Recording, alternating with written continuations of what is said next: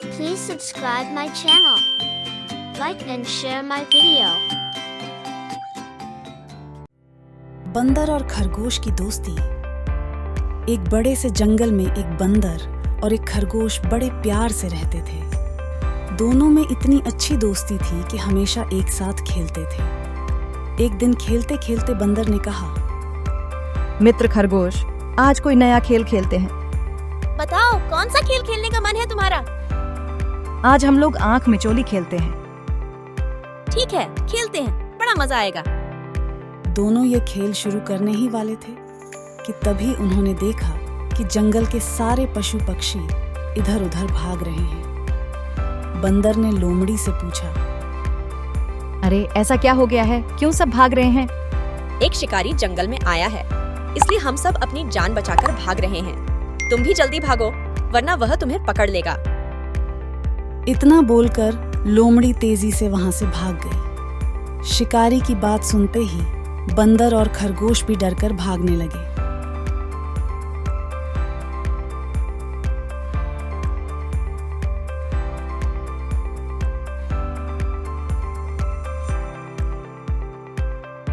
मित्र खरगोश, सुबह से हम भाग रहे हैं, अब शाम हो चुकी है। चलो थोड़ा आराम कर लेते हैं, मैं थक गया हूँ। हाँ, थकान ही नहीं, प्यास भी बहुत लगी है। थोड़ा पानी पी लेते हैं, फिर आराम करेंगे। प्यास तो मुझे भी लगी है, चलो पानी ढूंढते हैं। दोनों साथ में पानी ढूंढने के लिए निकले। कुछ ही देर में उन्हें पानी का एक मटका मिला। उसमें बहुत कम पानी था। अब खरगोश और बंदर दोनों के मन में हुआ कि अगर इस पानी को मैं पी लूंगा तो मेरा दोस्त प्यासा ही रह जाएगा। अब खरगोश कहने लगा, तुम पानी पी लो, मुझे ज्यादा प्यास नहीं लगी है। तुमने उछल कूद बहुत की है, इसलिए तुम्हें ज्यादा प्यास लगी होगी। मित्र, मुझे प्यास नहीं लगी है, तुम पानी पी लो, मुझे पता है तुमको बहुत प्यास लगी है। दोनों इसी तरह बार बार एक दूसरे को पानी पीने के लिए कह रहे थे। पास से ही गुजर रहा हाथी थोड़ी देर के लिए रुका और उनकी बातें सुनने लगा। कुछ देर बाद हंसते हुए हाथी ने पूछा, तुम दोनों पानी क्यों नहीं पी रहे हो? देखो ना हाथी भाई, मेरे दोस्त को प्यास लगी है, लेकिन वो पानी नहीं पी रहा है। नहीं नहीं भाई, खरगोश झूठ बोल रहा है। मुझे प्यास नहीं लगी है, इसको प्यास लगी है, लेकिन यह मुझे पानी पिलाने की जिद कर रहा है।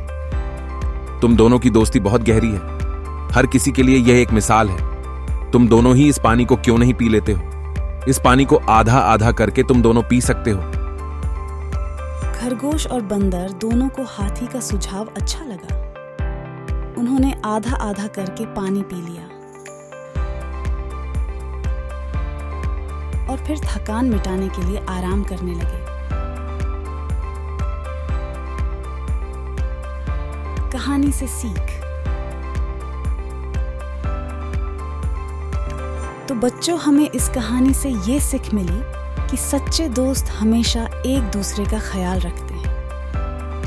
सच्ची दोस्ती में स्वार्थ की कोई जगह नहीं होती। वे एक दूसरे के भलाई के बारे में ही सोचते हैं। इसलिए हमें एक दूसरे का सच्चा दोस्त बनकर रहना चाहिए।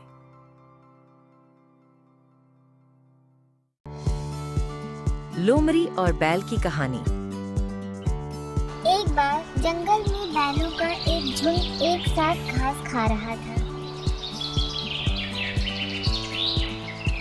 उन बैलों को दूर से एक लोमड़ी देख रही थी। उसे बहुत भूख लगी थी और मोटे ताजे बैलों को देखकर उसके मुंह में पानी आ रहा था। पर उन बैलों के मुकाबले में वह बहुत छोटी थी और अगर लोमड़ी बैलों का शिकार करने जाती तो निश्चित ही मारी जाती।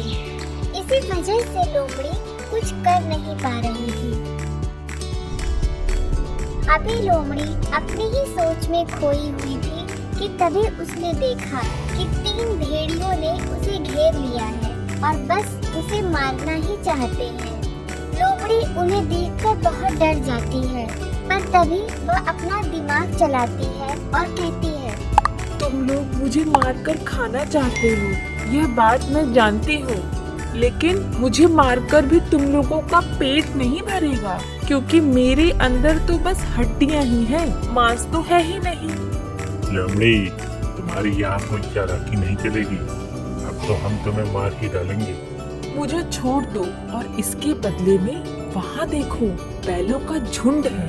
अगर उनमें से कोई एक भी बैल हमारे हाथ लग जाए तो हम लोगों को बहुत दिनों तक खाने की कोई चिंता करने की जरूरत ही नहीं होगी। वो तो हम देख ही चुके हैं, पर सभी बैल झुंड में है, और अगर हम उनके पास गए सभी बैल अपनी सींग से मारकर हमारी जान ले लेंगे। इसीलिए हम तो तुमको ही खाएंगे। तुम सब यहीं रुको, मेरे दिमाग में एक युक्ति आई है। मैं उन बैलों में से एक को यहाँ लेकर आती हूँ, फिर तुम सभी मिलकर उसे मार देना और उसके बाद हम दावत उड़ाएंगे। ठीक है, लेकिन अगर तुमने हमसे कोई भी चालाकी करने की कोशिश की तो हम तुम्हारा बुरा हाल कर देंगे। यह बात याद रखना। इसके बाद लोमड़ी बैलों के पास जाती है और कहती है, मैं तुम में से एक को मारकर आज खा जाऊंगी। अच्छा, बहुत हिम्मत है तुम्हारे अंदर। अरे लेकिन तुम अपना साइज तो देख लो, तुम तो बहुत छोटी हो और बातें इतनी बड़ी बड़ी कर रही हो। तुम हमारा कुछ नहीं बिगाड़ सकते, इसीलिए यहाँ से भाग जाओ, इससे पहले कि हम ही तुमको अपने सींगों से मार कर घायल कर दें। मैं तुम में से एक को मारकर आज खा जाऊंगी। ऐसा कहकर लोमड़ी बैलों को भड़काती है। एक बैल बहुत क्रोधित हो जाता है और लोमड़ी को मारने के लिए उसके पीछे दौड़ता है। बाकी के बैल लोमड़ी की चालाकी को समझ जाते हैं और दूसरे बैल को मना करते हैं कि उसके पीछे ज्यादा दूर तक ना जाए, पर बैल कुछ नहीं सुनता और लोमड़ी को दूर तक दौड़ाने लगता है। साथी बैल जानते थे कि एकता ही उनकी ताकत है और अगर कोई भी एक बैल अकेला हुआ तो शिकार होना तय है। इसलिए सभी अपने साथी के पीछे पीछे उसे बचाने के लिए भागते हैं।